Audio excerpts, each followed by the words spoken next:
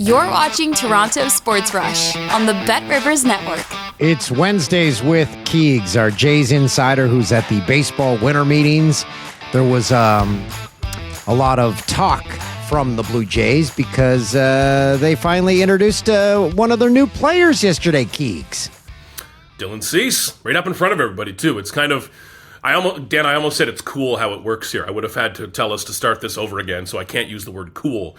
But it was interesting how it worked here. Now, the media workroom, which is where I spend most of my time, it's the same at every winter meetings, because all of these convention center hotels are kind of the same. And it's a massive room. Probably you could fit a few basketball courts, football field or two in there. It's huge. And rows and rows and rows of desks. So everything happens in that big room. And up at the very front is a podium. Now, typically that's just used for announcements. They do some PR stuff, some auctions up there. But the Blue Jays trotted out Dylan Cease and Scott Boras, of course, right there in front of everybody. So on camera, this might have just looked like a small room. It's massive. So every single reporter, doesn't matter if you're from Pittsburgh or New York or Cincinnati or LA, every reporter had to listen to it and had to see it. And every other executive had to see it walking by that room. So it was intentional. This was not by accident. And it was the ultimate, like you said last week, a kind of a show and tell. Here is our shiny new toy. Here's Dylan Cease. And to have Dylan Cease, the top pitcher on the market, and Scott Boras, the super agent who has sometimes crapped on the Blue Jays in the past, to have them both up there praising this organization is a pretty good look. Man, it was the Blue Jays' moment of the meetings so far, definitely. And it kind of continues this momentum that they have. Everybody is talking about the Blue Jays. We just had a breakfast here with John Schneider, and he was saying the same. Like, he can't walk anywhere. Like, everyone wants to talk to him now. Whereas in past years, it was, they're Toronto, they're the other team. Now everybody wants to talk to John Schneider, and everyone wants to talk about the Blue Jays. And they're probably annoying him because they all want to talk about Game 7. But it's a good thing, man. If you're the Blue Jays, they're the center of the baseball world right now. Let's hear what Cease had to say as we have clips. Ooh.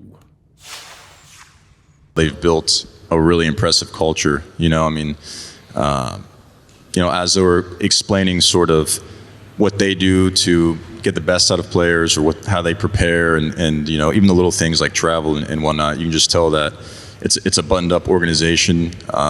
They want to win, and it was obvious. Over time, as we went through some down years, and the time that Mark and I were there, we poured into the resources that help players improve. And as that started to bubble up into wins, we then poured more money into resources around free agency and investing in players more long-term in a significant way. And that, as it turns into more wins, and we do everything in our power to make sure we're helping players feel comfortable and transition smoothly beyond just them as performers, but as people, has turned into what we feel is an attractive destination. Ross, it was right there. If you build it, they will come. It was right there. That's essentially what he said. A little Ross swagger. But it's right. And the what Cease talked about yesterday, two big things that stuck out to me, Dan. Number one was that the Blue Jays really presented an impressive pitching case. It's the money. What people don't say at these press conferences is, hello, this team gave me the most money. Because that would be a very short press conference, so we need to fill it with other stuff.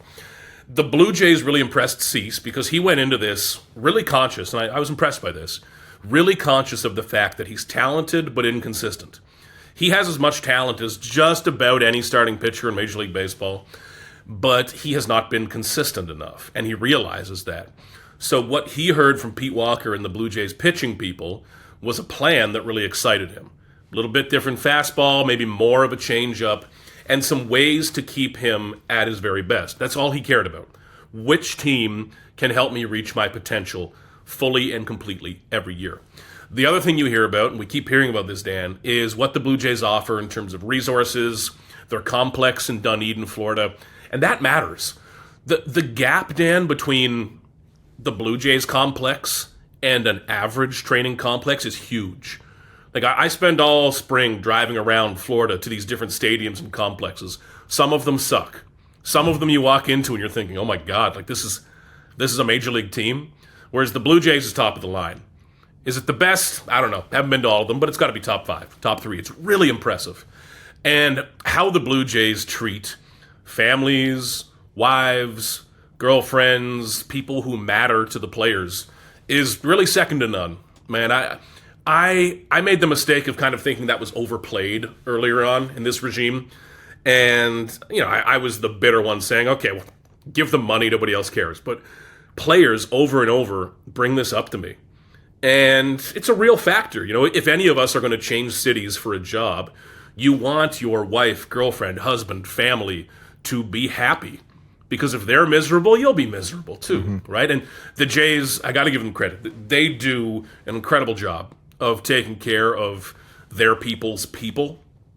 And you hear it over and over again to the point where I can't ignore it. And Dylan Cease, he's close with his family. He brought that up.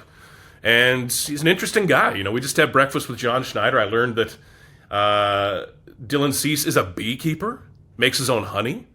He's a man of the arts. So I told Schneids I would make sure I introduce him to Queen West, and I'll get him into the hipster community of Toronto. But he's an artsy guy. He's an interesting cat, and I'm looking forward to meeting him more.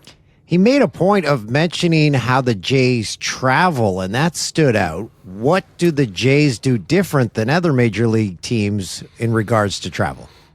Yeah, part of that is just kind of demystifying the fact it's in another country. It's when you get TSA pre-check, it doesn't matter, man, honestly. It's a lot of players need to recognize that or be told that, frankly. And I get it because, like Dan, I travel to the United States constantly for work.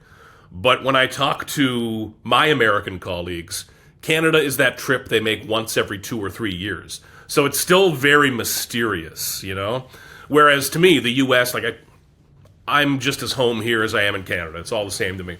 But you need to demystify that a little bit. And hey, we are not flying to Russia or Australia for games, okay? It's quick, it's easy. TSA pre-check is a beautiful thing. So demystifying, that's the start of it. But the Blue Jays, I think, also do a good job with their travel, with their flights, with the hotels, with how they take care of guys on the road. And that's another thing, Dan, where there's a gap, There are teams in baseball who do a worse job with that. And there are teams who spend a little bit more, think a little bit more, care a little bit more. And that's a big part of this. The travel manager for any team is, to me, the most interesting job in baseball. The George Costanza job. The Costanza. And the Blue Jays have Rodney Heemstra, who does just an incredible job. He must have 10 cell phones on the go at all times. I am in awe of everything that he has to manage and balance. Because you're not just managing players, which is a ton, every city, blocks of hotel rooms, flights, all of this. But you're managing, hey, my wife and kids are flying in now. Can you help me with this? My mom is in town. Where should she stay? There's so much that needs to be managed there. Some teams do it really well, which the Blue Jays do. Some teams do it really poorly. One, Dan, that stood out to me last night, I was watching MLB Network, and Devin Williams, who just signed with the Mets, he was talking about playing in New York last year with the Yankees. And he said it's not really about the game itself, it's about life around the game. And one thing he said was after game 1, after opening day last year in New York, I didn't even really know how I was getting home. Where do you get an Uber? How do you get out of here? That sounds like a small comment, but that stuff kind of wears on guys, The Blue Jays take great care of that, and I really think it matters. So you said you had breakfast with John Schneider. What was revealed there? One of the things I know was revealed that Cody Ponce will be a starting pitcher because people didn't know if he'd be in the pen or if he'd be a starter. Yeah, it's always the last day of the winter meetings, which thank God are only 3 days now instead of 4. At 8 a.m. on the last day of the winter meetings, it's called the manager's breakfast, and it's in a massive ballroom full of big tables. And the writers and media from each city sit down with the manager. Does everyone want to be there? I don't know, but it's a thing that we always do. It's tradition, It's kind of like if you could tear down the winter meetings and start from scratch, you'd build them a little differently. But we've always done this, so we do it. And today's a little more casual, just to kind of catch up. What are you doing in this off season? What do you think about what's going on in baseball right now? We got more of our information yesterday when Schneider talked at his podium, the manager's session, and a lot of excitement around Cody Ponce as well. Like, I'm fascinated by him. Coming back from Japan and then Korea. How do you translate that? You know, he was incredible over there. He added some velocity, a pitch. His numbers were great. Well, how do you translate it? And that's still a pretty imperfect science at this point.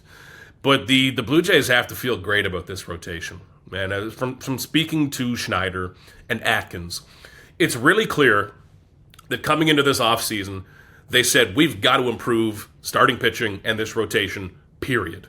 Now, position players, yeah, you'd love to add Bo or Tucker or whatever else, but if one thing had to happen, it's the rotation.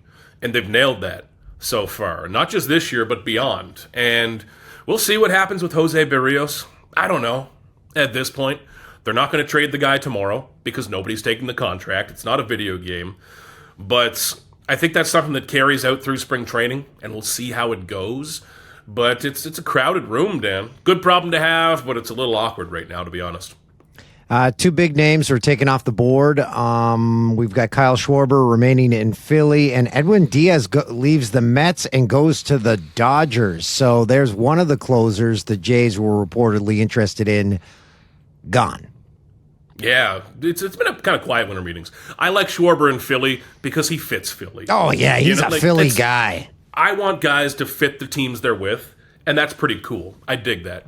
Now, Diaz signing, I thought he would sign for more years and maybe less annual value. But $23 million a year for a reliever, I mean, holy, that's a lot of money.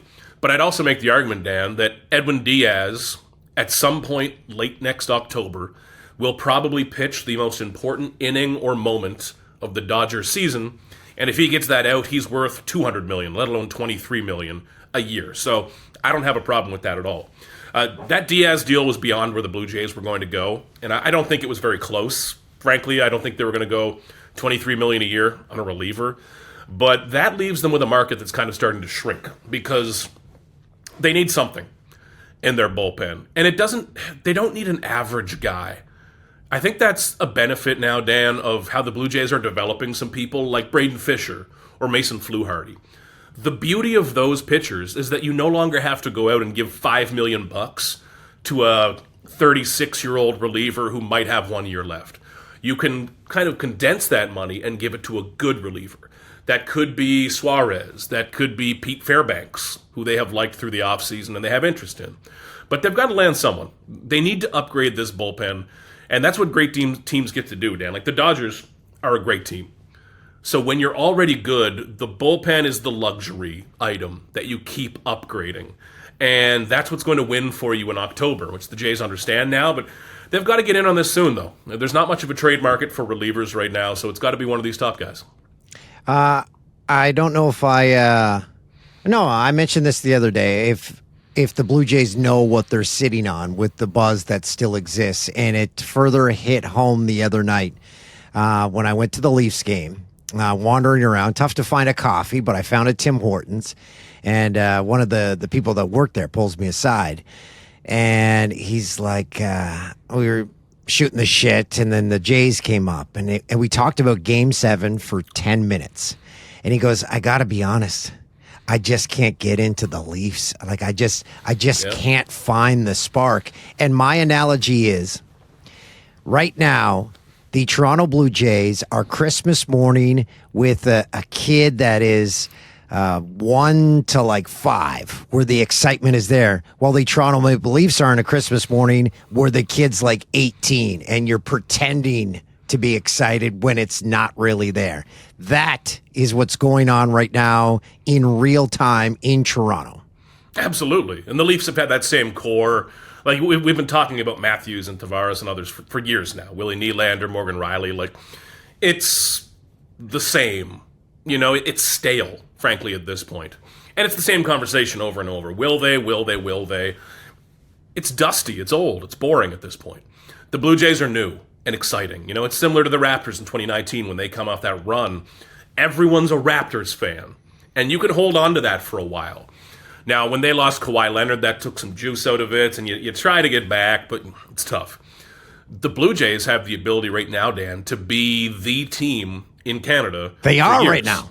Yeah, and they can hold that. Like, if you hold on to that for a few years, that changes everything. Like 2015 and 2016, you had it, you almost had it, but then it went off a cliff. Like the 2017 Blue Jays, that was the first year I covered the team full time. There was just no life to it, it didn't have any juice. But now the Blue Jays have momentum. Like, fresh off that season, let's compare it to that Raptors run. I know they ended differently with a championship and not. The Raptors run was all about, how can we hold on to this? Will Kawhi stay? No. Even the Blue Jays runs in 15 and 16. How can we hold on to this? Everyone was old, expiring contracts. It wasn't built to last. The Blue Jays just went out and signed the best pitcher on the market. Boom.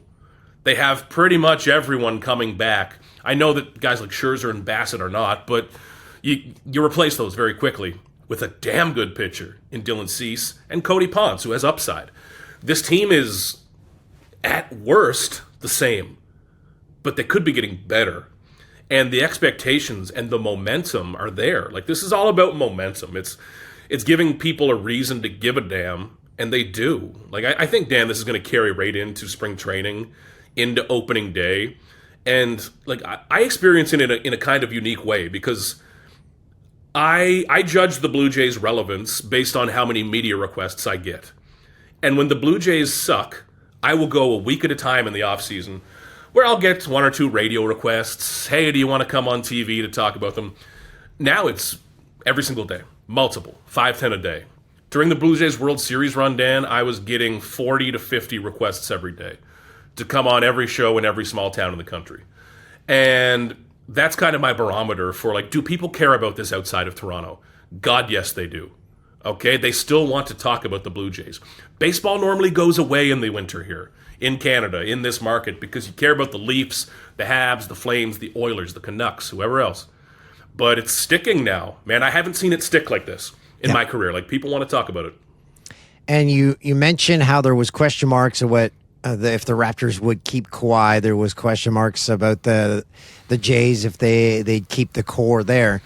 But their big piece, Vladdy, he's locked up for an eternity, so those big question marks aren't there. So it's almost like a safety blanket where people are like, okay, this team's going to kind of look the same. Our key parts are there, and it might actually even be better. So there's reason for hope and optimism because of those question marks that have been pushed to the side. Yeah, Vladdy changed everything. Like, yeah. Once you sign Vladdy, you're committing to being competitive for good. Now, being competitive might not always work. There will be years like 2022 and 23 where you make a postseason run and you just screw it up. It's going to happen, okay? They're not going to make the World Series every year. In Vladdy's contract, they're going to miss the playoffs a bunch of times. It's going to happen. But when you sign Vladdy to that number, and when you spend, like Rogers' ownership has the past couple of years, you're signaling that you're going to do that for good. Like, you don't sign Vladdy and just stop that, People would riot at this point. And we know, everyone listening to this knows that Rogers has money, okay? This is not some mysterious organization or some secretive billionaire you can't say. We can look up that Rogers is doing pretty well. You can look at your phone bill and see that they're bringing in some cash. They're doing well, and they are spending. And I think they deserve a lot of credit for that. Because there have been times in this city, my God, especially back through the late 90s, early 2000s, where the Blue Jays just weren't spending. They were choosing not to spend. Right now, they're going for it. And, of course, that investment's paying off. They are spending, but they are making money. And it's a beautiful synergy right now at this point. Because as a fan, you're buying in at something that can still get better. You're not trying to cling to something saying, oh, I hope this lasts one more year. Like, you're looking at a team that's going to be built around Vladdy, maybe around Bo still, long term. And that's exciting, man. That lets you really set some roots down. And that's what turns bandwagon fans into full-time fans. And it's an important thing. And also, I should point out the in-game production. I went to several Jays games last year where my kids were like, yeah, I'd go back. But if I had taken them to that Leaf game on Monday and they sat through that, they'd say, I don't need to go to that again. The entertainment value. the Leafs have not figured out. This is an entertainment business. They don't seem to really want to entertain people once they enter the building. The Toronto Maple Leafs, it's a very serious product. But the Jays, my armrest fell off my chair. The place is falling apart. But man, like even what the Jays have done with the stadium, honestly, Dan, that's another thing I was wrong about. Like when they did those renos, I thought, cool, what a great place to go and not watch baseball, But people like it. Yep. Younger people like it. And honestly, the big picture thing I keep coming back to, Dan, is that I think baseball's hot right now. Mm-hmm. I don't just say that because it's work for me. I honestly think that baseball is hot right now. Not just in Toronto, but you see the TV numbers across the league. It's, everyone dreams of no one's going to be the NFL, ever. But it's becoming cool in the way that maybe the NBA has some of that cool factor, where it's more of a social destination, where personalities are driving the game a little bit more. I know that baseball always comes back to that idea of like, if Mike Trout walked down the street, blah, blah, blah. Well, there's a new era of players now. Mike Trout's era is towards its end, unfortunately. But there's a new era of young players who are cool and who are attracting younger fans who, they're not 70 years old wanting to keep score in the stands. Now, if you want to do that, cool, and I love you. But there's room for more now. And I think the Jays have captured that well. I think Toronto's kind of a good example of where baseball wants to go right now. And it's just got a lot of momentum, man. Like, I think baseball's as hot as it's been since I've been covering it. And baseball just means summer and warm weather, which is a great thing that we can look forward to as it continues to snow all day here. Keegs, do not rush back. Hey, no problem. Thanks, Dan. Thanks for watching Toronto Sports Rush on the Bet Rivers Network.